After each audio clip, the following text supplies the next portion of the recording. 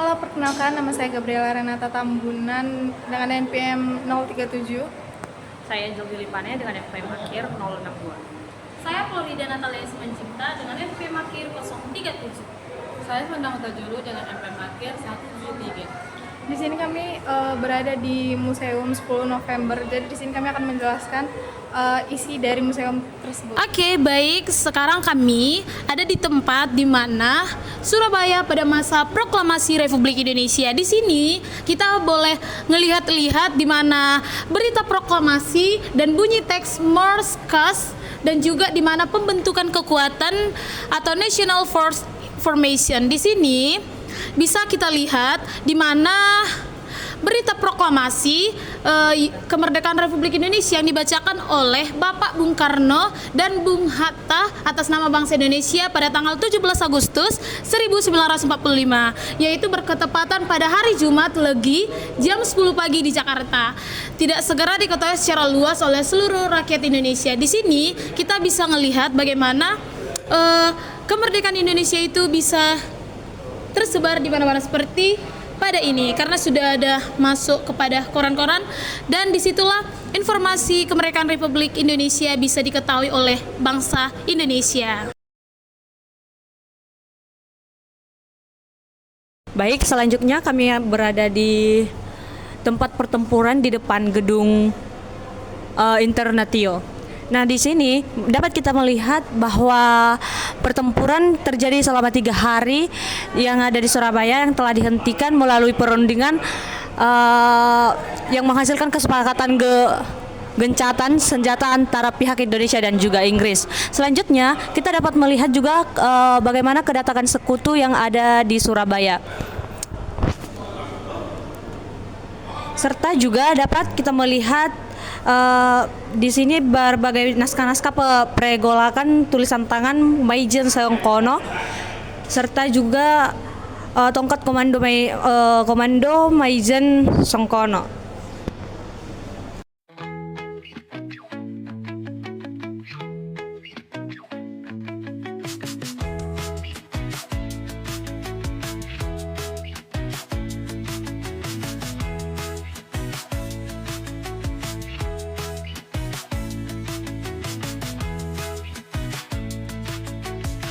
Baik, sekarang kita ada di Rumah Sakit Simpang Tompo dulu. Jadi rumah sakit ini adalah rumah sakit tertua di Surabaya yang dibangun pada tahun 1808 sebagai rumah sakit militer atas pemerintahan Gubernur Jenderal Dinles.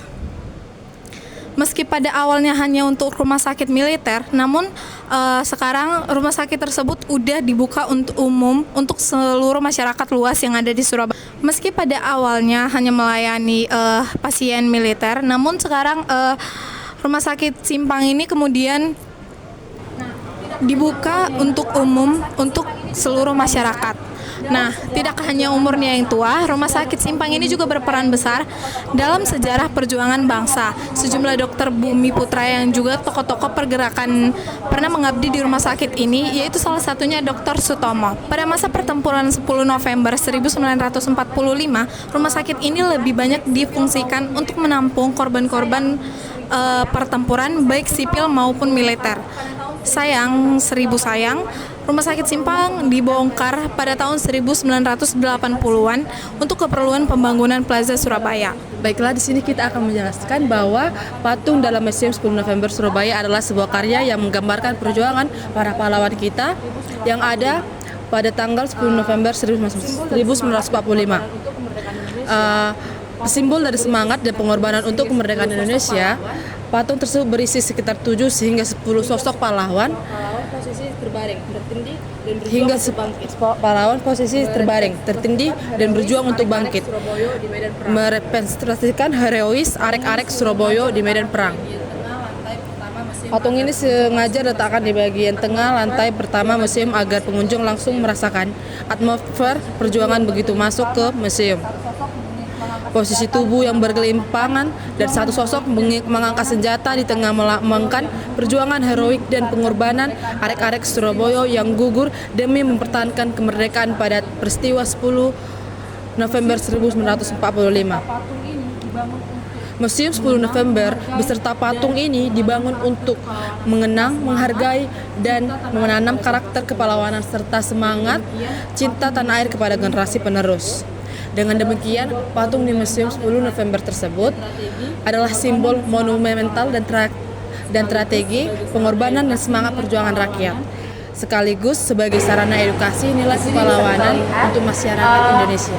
Kata-kata yang tertinggal dari Bapak kita Soekarno, di mana beri aku 1000 orang tua, niscaya akan kucabut semeru dari akarnya. Beri aku 10 pemuda, niscaya akan kugoncangkan dunia.